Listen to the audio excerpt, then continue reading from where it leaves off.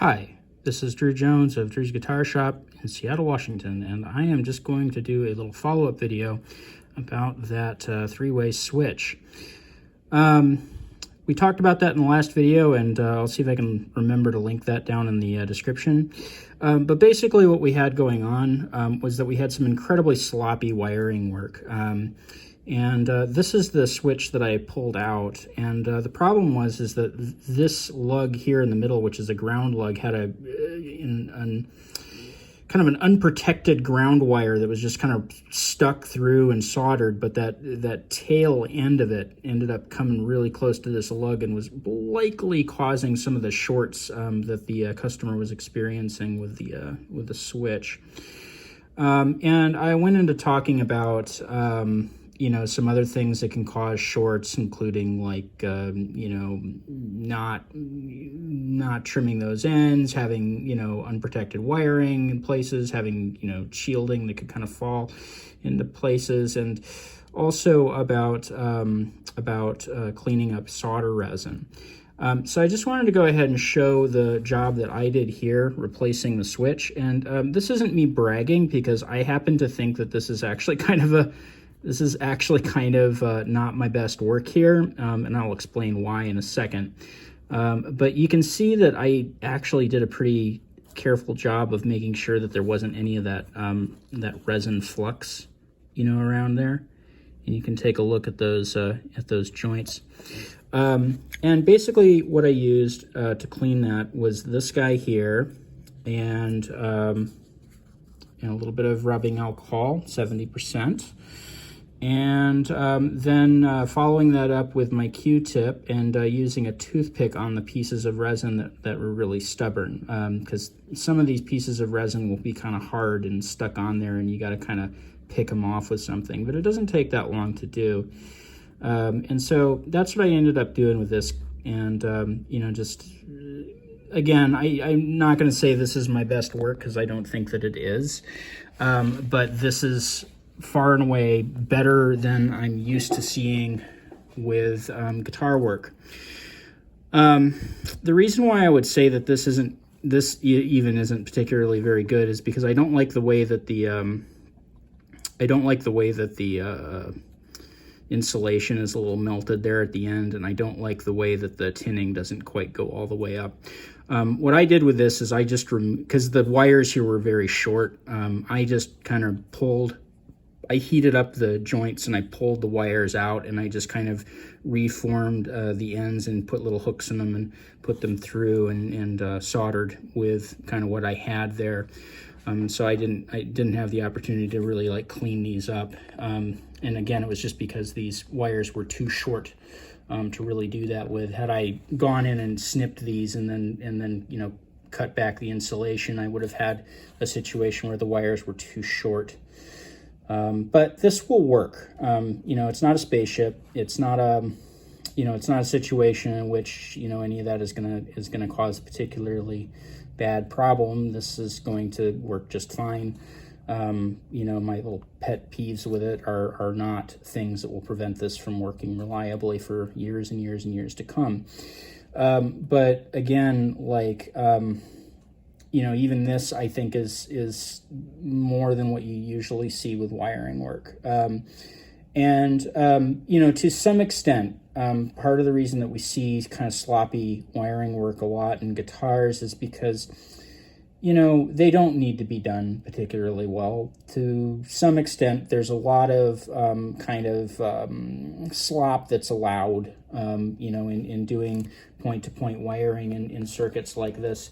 And, I won't fault anybody for wanting to go a little quicker, save some time, save some money, as long as it's not going to, hurt the overall job. And in most cases, going through here and, picking out all that stuff and making it really clean, I've gotten really fast with that, and I tend to do that with most of the jobs in which I can do that.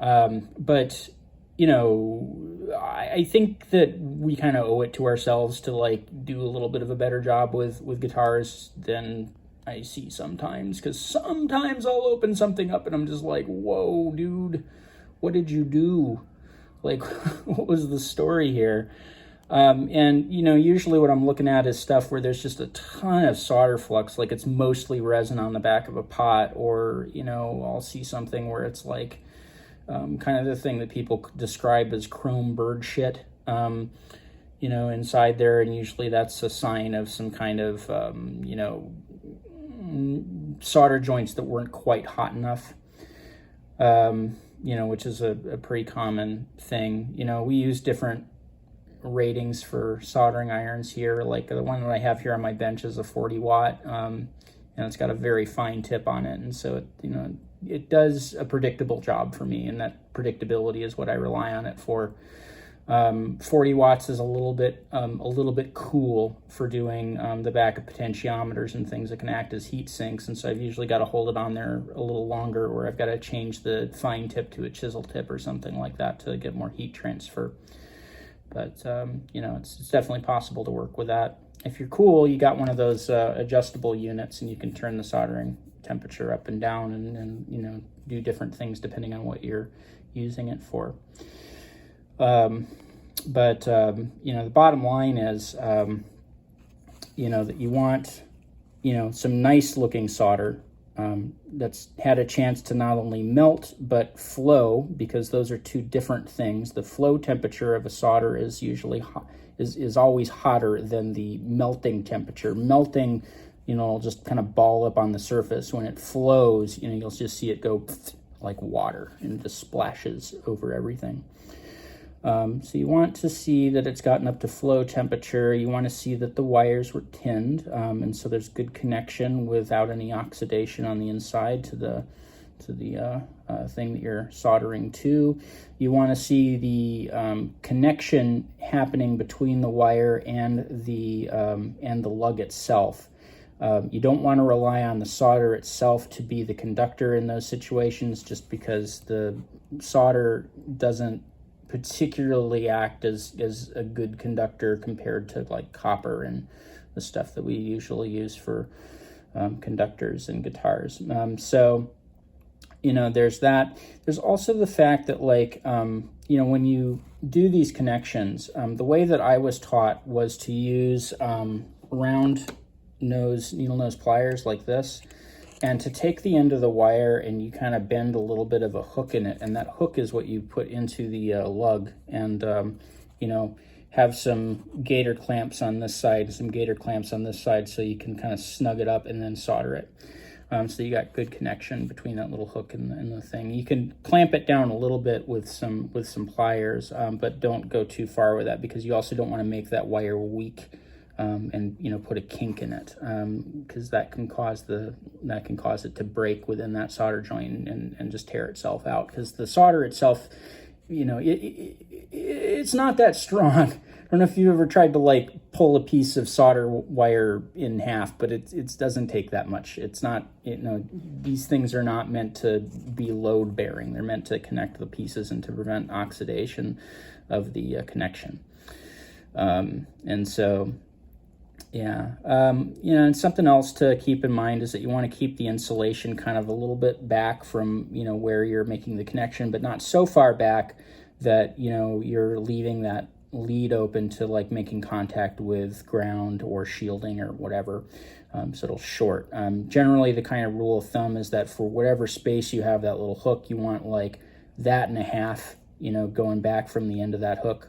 And then that's going to provide your your minimum spacing, and you keep in mind too that you can overheat it, especially with things like pots and stuff. And so once you get it up to flow temperature and you've done your count to 2, count to 3 if you want, you pull the soldering iron away and you let it do its thing. You don't just keep the heat on it and burn the hell out of the part that you're working with, because that can be really bad too. And with pots, it can actually kill the pot. So, it's worth keeping in mind. Trying to think if there's anything else that I want to say here. I guess, One of the things that we should maybe talk about is, the difference between like pullback wiring, because, with the insulation on these guys, it's important to keep in mind that that insulation gets cut at that particular width or distance from the hook, whereas the pushback wiring, the cloth stuff with the waxed cloth, you can just pull that back and you can kind of let it slide back on. I tend to like that wiring a lot better, just because I'm more confident that it makes a better coverage of that hot lead there.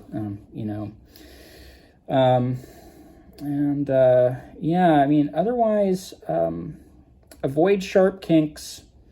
Always tin the wire. Make sure things get up to flow temperature, not just melting temperature. And, make sure that the connections are between the wire and the lug and not just, solder acting as a conductor. So I guess that's my summary for this video here. There's a lot more that I could go into. I had a whole textbook dedicated to this at college. And like I said, I won't claim to be able to solder satellites together these days, but I mean, that was the program I was in. So, we worked on tiny little chips. I've got the NASA board in this shop, that was the thing that you had to do to pass the class, and just had a bunch of components on it. So, but I'm not here to tell you that I'm some ace. I'm just, there are things that bother me about guitar wiring and how it tends to be done. And so that's why I wanted to put this out there. So go back, watch that original video if you want to see what this looked like before. That'll be hopefully down in the description if I remember to put it there. Also down in that description is linked to my Ko-Fi and my Patreon. And if you found this video helpful and entertaining, you can kick me a few bucks on Ko-Fi, and it was a one-time thing, or you can subscribe to my Patreon for like less than $1 a month. Those both help me out, because making these videos does take work time out of my day. Also, if you have any questions about something that you want to ask me, you can shoot those to me over Ko-Fi, and I'll do my best to answer those. I do prefer to get paid for that time, though, because those questions can tend to run a little long, and I'm happy to sit on the phone with somebody if they need it, or exchange long emails and whatnot. But yeah, I do prefer to get paid for that time. Anyway, also in the description, you'll find my website that has my contact information and my pricing info, and also a page that I wrote for caring for stringed instruments. And if you're here, I'm going to guess that you have some stringed instruments that you care for. So maybe check that out.